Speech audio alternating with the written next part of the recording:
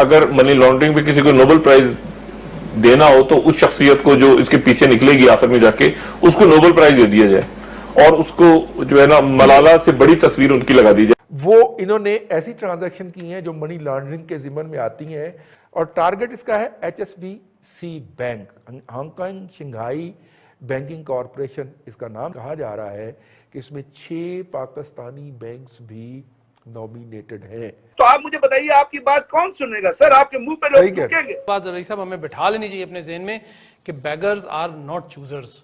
ये अगले की मर्जी है, जब वो भीख जो है वो 1 रुपया दे 10 रुपए दे, वो दे या ना दे, ठीक है ना, हमारे पास चॉइस ही कोई नहीं है।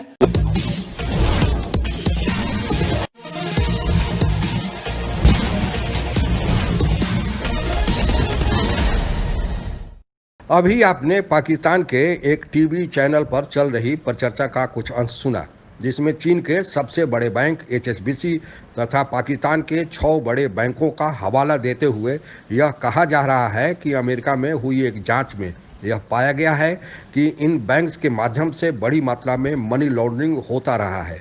इस आरोप के बाद इन बैंक्स के साख पर कितना प्रभाव पड़ेगा और उसके बाद कारोबार में कितनी कमी आएगी, परिणाम स्वरूप चीन और पाकिस्तान का कितना आर्थिक नुकसान होगा, इसका अंदाजा आप खुद ही लगा सकते हैं। पाकिस्तान पर मनी लॉन्ड्रिंग के कारण ही FATF के ग्रे लिस्ट में डाला गया है। अब इस प्रमाण के आने के बावजूद पाकिस्तान को ग्रे लिस्ट से ब्लैक लिस्ट में जाना तय है। पाकिस्तान के इसी डर को आज की परिचर्चा में अभिव्यक्त किया जा रहा है। आइए सुनते हैं आगे की परिचर्चा। ये अमेरिका के अंदर लीक्स हुई हैं जो ये फाइनेंशियल फ्रंट के ऊपर हैं और टारगेट इसका है HSBC bank, Hong Kong Shanghai banking corporation इसका नाम था, जिसकी बुनियाद के ऊपर इसका नाम HSBC बैंक पड़ा है, जिन्होंने मनी लॉन्ड्रिंग की है खरब हार रुपए की। कहा जा रहा है कि इसमें 6 पाकिस्तानी बैंक्स भी नॉमिनेटेड हैं। वो इन्होंने ऐसी ट्रांजैक्शन की हैं जो मनी लॉन्ड्रिंग के जिम्मन में आती हैं और ये जो एक फिगर मैंने पढ़ा है वो 1900 अरब डॉलर का फिगर है, अगरचे वो 20 सालों पे फैला हुआ है। मुश्किल मुसीबत ये है कि हम we are at the weaker wicket. जब हमारे अदारों को हमारे लोग बदनाम करेंगे, इंटरनेशनल लेवल पे बैठ के ये कहेंगे कि जो बॉम्बे का हमला है वो पाकिस्तान ने करवाया था, जो अटैक हुआ, तो आप मुझे बताइए आपकी बात कौन सुनेगा सर? आपके मुंह पे लोग थूकेंगे। इंटरनेशनल लेवल पे लोग अब इंडिया सर हमारे प्राइम मिनिस्टर उन्होंने हमारे झंडा लगाया था पीछे एक बंदे को। हमारे प्राइम मिनिस्टर साहब कहते हैं कि हमने ईरान के अंदर दहशतगर्दी करवाई। खेलना पड़ता है। एग्जैक्टली हम खुद ही अपने आप डिफेंसिव है, हम खुद ही अपने आप को दलील करने के लिए काफी है, तो दुनिया की जरूरत ही नहीं हमें दलील कराने के लिए। दुश्मन की जरूरत नहीं है जो हमारे मुल्क को दलील करने के लिए। अल्ताफ हुसैन बाहर बैठा हुआ है ना, मनी लॉन्ड्रिंग नहीं किया, उसके घर से कितना पैसा निकला बरतानिया ने। चले की बात आ गई, साहब आपकी बात आ गई, जिनको वही ताकतें सपोर्ट कर रही है जहां पे वो रह रहे हैं। हमारा मेन इशू तो FATF था, जिसके अंदर अमेरिका ने सऊदी अरब को रिस्ट्रेन करवा के हमें ग्रे लिस्ट में रखा। अमेरिकन प्रेशर अगर सऊदीज पे ना आता कि वो पाकिस्तान के लिए वोट ना करें तो वो हमें वोट कर देते और हम ग्रे लिस्ट में से बाहर निकल आते। पिछले से पिछले सेशन की बात है। आप चूंकि इसके ऊपर बड़ा नजर रखे हुए हैं सर, हम क्यों नहीं उनको प्लीड करते कि जनाब हमारे ये FATF वाली डांग जो है ये परे करें, ये आपने जो है ये डांग जो है ये है जी सर। पनामा लीक्स जो हुआ हमारी अच्छी भली चलती हुकूमत मुंह पर नहीं डेग पाई, ठीक है, और अब ये हुआ है और 6 बैंक जो हैं उनका नाम है भाई, वो अभी तक उन बैंकों के नाम रिवील नहीं हो रहे, लेकिन हो जाएंगे किसी दिन। ये भी खबर आ जाएगी अगले 2-3 दिन के अंदर, ये पता चल जाएगा हमें। तो अब क्या गिरेगा सर? वो तो हमारी चलती हुकूमत गिर गई, फाइनेंशियली हम नेगेटिव ग्रोथ में चले गए, बैंकरप्सी के पास पहुंच गए, अब और क्या गिराना है यार आप। सबसे पहली बात यह है कि जो जितनी भी इस किस्म के जो मनी लॉन्ड्रिंग के इदारे हैं या मनी लॉन्ड्रिंग की कंपनीज हैं या मनी लॉन्ड्रिंग के ममालिक हैं, वो देखिए उसमें कौन सा मुल्क कौन कौन से हैं, वो हमारे तो जानने वाले हैं नहीं जी।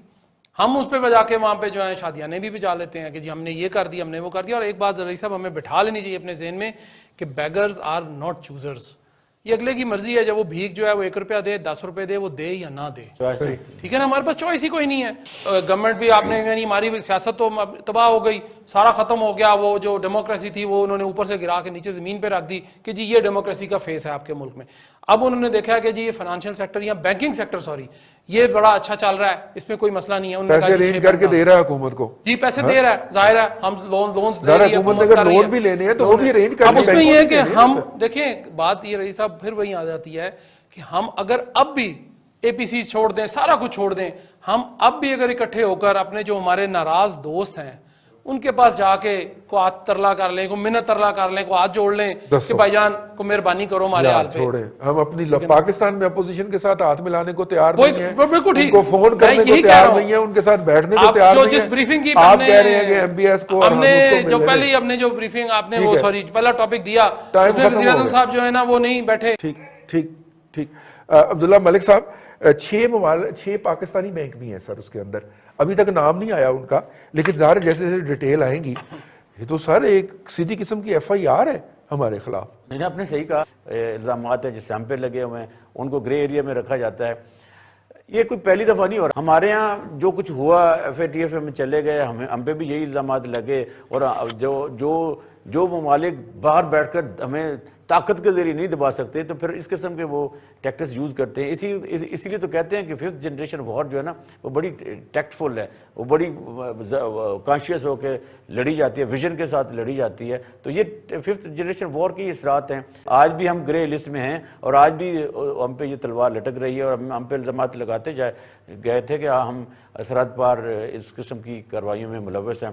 तो मेरा ख्याल है कि ये जो पनामा लीज का मामला है ये भी कोई यकदम नहीं शुरू हुआ था। हमारे इदारों ने 2012 से ये मुख्तलिफ ममालिक में लिखा था कि हमारे कुछ पॉलिटिशियन के आपके ममालिक में अकाउंट्स हैं, ये शुरू हो जाती है और ये फिर मिचोर उस वक्त होती है जब दुनिया किसी भी खित्ते में अपने जो मुखालिफ होते हैं उनकी मईशत को तबाह करना, जैसे मैंने पहले कहा, तबाह करना चाह रही होती है, या उन्हें FATF में डालना चाहती है, या कुछ और हवाले से इल्ज़ाम लगा देती है। तो ऐसे तो इंडिया में भी बहुत कुछ हो रहा है, लेकिन उन पर तो कोई इल्ज़ामात नहीं लगाते, लेकिन हमें क्यों इस किस्म के इल्ज़ामात का सामना करना बिल्कुल ठीक है, पड़ता है, देखने की बात है जी। ठीक है अरसलान भट्टी साहब, अजीब मामला आप देखें, अजीब मामला देखें कि मनी लॉन्ड्रिंग का नया तरीका, यानी दुनिया की जब तारीख लिखी जाएगी तो उसमें लिखा जाएगा कि मनी लॉन्ड्रिंग का एक नया तरीका पाकिस्तान में इजाद हुआ, और अगर मनी लॉन्ड्रिंग पे किसी को नोबेल प्राइज देना हो तो उस शख्सियत को जो इसके पीछे निकलेगी आखिर में जाके उसको नोबेल प्राइज दे दिया जाए, और उसको जो है ना मलाला से बड़ी तस्वीर उनकी लगा दी जाए। राजा की कहानी जरूर पढ़ी या सुनी होगी, जिसमें यह कहा गया था कि राजा के अत्याचार से तंग होकर बहुत लोगों ने उसे मारने के प्रयास किए, लेकिन सभी प्रयास असफल हुए।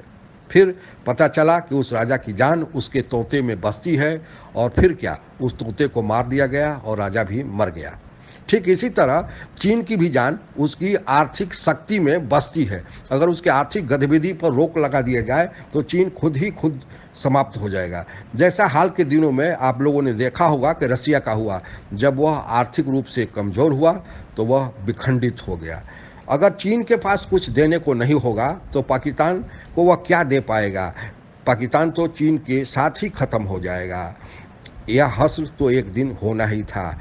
बरबस इस संदर्भ में एक उक्ति याद आती है कि बोए पेड़ बबूल का तो आम कहाँ से होए। आप अगर हमसे जुड़ा रहना चाहते हैं तो कृपया मेरे चैनल को सब्सक्राइब करें तथा बेल आइकन भी दबा दें ताकि नई वीडियो की जानकारी तुरंत आप तक पहुंच जाए। धन्यवाद। जय हिंद।